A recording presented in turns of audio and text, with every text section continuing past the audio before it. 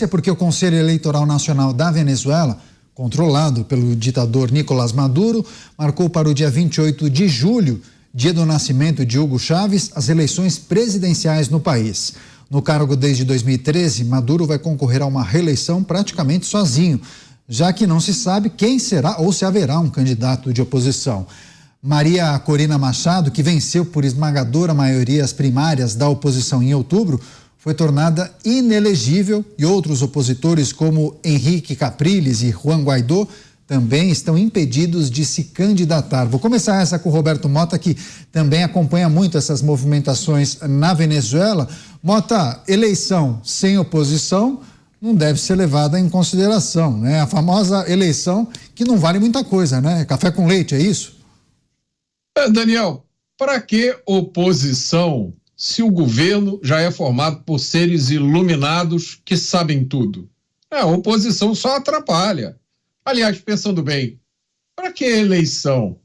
Se o governo já sabe tudo que tem que ser feito para o bem do povo, para que votar? O que a gente está vendo aí é uma lição que a humanidade já deveria ter aprendido há muito tempo. Quando um político autoritário senta na cadeira do poder, é muito difícil convencê-lo a colocar aquela cadeira de novo em uma disputa eleitoral. A gente tem uma lista enorme de exemplos, vou citar só 3 aqui: Rafael Trujillo, na República Dominicana, Fidel Castro, em Cuba, Daniel Ortega, na Nicarágua. A receita é sempre a mesma. E aí, de vez em quando, você vê alguém em algum lugar se indignar, né? Fazer uma cara feia. Eu vi aí a notícia de que o Parlamento Europeu exigiu o aumento das sanções contra as autoridades do alto escalão da Venezuela, incluindo o presidente Maduro. Presidente não, ditador Maduro. Eu duvido que na Venezuela tenha alguém preocupado, perdendo 1 hora de sono com as sanções da União Europeia.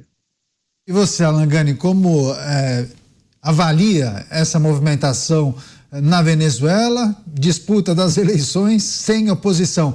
Porque há alguns meses Maduro chegou a flertar com alguns pedidos internacionais, dizendo que faria um processo eleitoral, realizaria um processo eleitoral transparente, inclusive permitindo que observadores internacionais participassem e observassem naturalmente todo aquele processo. Só que ele mudou de ideia. Pois às vezes tem um argumento que é muito ingênuo, que fala assim: olha, mas aquele país não é uma ditadura porque tem uma eleição. Cuba tem eleição, várias ditaduras têm eleição, a Venezuela também tem eleição. Isso não garante ser ou não uma democracia. O ponto é como é que é feito essas eleições, né? E aí, essa eleição na Venezuela, primeiro, ela não tem transparência. Segundo, ela não tem oposição. Terceiro, não existe alternância de poder. Quarto, existe um voto de cabresto declarado, quer dizer, porque se a população ela vai para o candidato de oposição sendo então uma ditadura, olha, você vai perder aí o seu benefício, porque hoje todo mundo lá no estado de miséria vive de esmola estatal. E quinto, está longe de ser uma democracia, porque a lei não vale de maneira igual para todos, muito pelo contrário. Enfim, é uma eleição aí para inglês ver, ou melhor, para ditador ver. Pois é, e você, José Maria Trindade, imagino que as falas de Nicolás Maduro também tenham repercutido por aqui, né, Zé? Sim, repercutiu. Veja bem, nenhum ditador gosta de ser chamado de ditador. O único caso que eu já vi foi no filme do Charlie Chaplin, né? O Ditador, em que alguém falava, senhor ditador. Mas assim, fora isso, quem chamar um ditador de ditador corre o risco de perder a cabeça, né? Então assim, eles buscam maneiras de mostrar para o próprio povo do seu país e para o exterior que existe uma legalidade, dá um verniz na história. Então inventam eleições. A gente sabe que a democracia não é feita só de eleições, né? Aliás, eleições às vezes cometem injustiças, colocam no poder pessoas que não são democráticas ou pessoas que não merecem, para você ter uma ideia, mas é um dos pontos. A outra parte importante, que é a troca de pessoas no poder. Essa alternação de mandatos, de mandatários, né? é muito importante na democracia, porque mesmo com eleições, aqui no Brasil, se colocou o fim da reeleição para evitar isso. Imagine que chega alguém que mesmo sem nenhuma trapaça, mesmo sem nenhum processo sujo de fraude, decida ficar 20 anos no poder e o povo votando nele. Está errado. Então, por isso que a Constituição veio com essa trava de não ter eleição. Aí depois foi feita uma emenda que possibilita uma eleição, né? Então a democracia tem vários pontos: liberdade de imprensa, que lá não tem, e liberdade geral do povo de ir e vir, e liberdade de expressão, que também lá não tem. Então não tem os critérios da democracia. E ele quer dizer que se fizer uma eleição, aí ele ilustra o nome dele e sai desse nome horroroso, nojento de ditador, e passa a ser presidente democrático. Acho que isso só cabe na cabeça dele.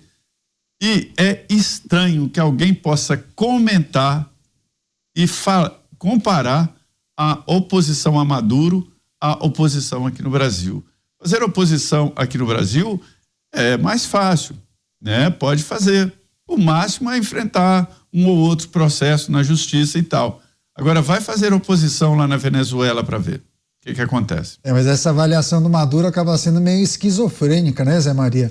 Agora, só trazendo uma outra informação, porque aqui no Brasil, o nosso presidente Lula foi questionado por jornalistas se há condições para eleições justas na Venezuela.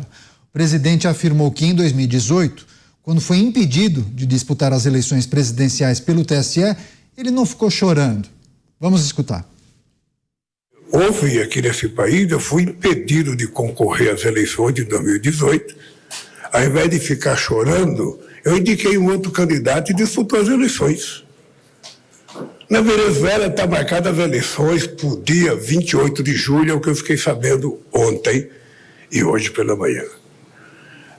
Agora, a pergunta de vocês, essas eleições vão ser honestas ou não? Eu espero que as eleições sejam as mais democráticas possíveis e, segundo o presidente Maduro me disse na reunião em São Vicente Granadina, ele vai convocar todos os olheiros do mundo que quiser assistir o processo eleitoral na Venezuela. Aí, você, Roberto Mota, dá para comparar o que acontece no Brasil com o que aconteceu na Venezuela? Porque foi mais ou menos o que o presidente Lula fez, dizendo que em 2018 ele foi impedido de disputar as eleições e ele acatou, não ficou chorando. Ele indicou outra pessoa. Eu não sei como é que eu começo esse comentário, Daniel. Eu precisava de um tempo aqui, mas eu vou pegar carona numa coisa que o Zé disse, né? Que no Brasil Zé, me corrija se eu estiver errado, né? Mas você disse que aqui é mais ou menos tranquilo fazer oposição. Tá? Há quem discorde, né? Há quem discorde. Há muita gente numa situação muito complicada hoje, tá? Porque simplesmente fez oposição ao que acontece mas não se compara a Venezuela, né? Não, pois é. E aí eu ia emendar dizendo isso. Mas isso não é motivo para a gente comparar o Brasil com a Venezuela. Tá? São situações bastante distintas. O que a gente vê na Venezuela é um caso clássico. Na verdade, Mota, não se compara a Venezuela com o Brasil, né? Não se compara a Venezuela com o Brasil. Por várias razões, Por várias razões. A Venezuela tem uma das maiores reservas de petróleo do mundo.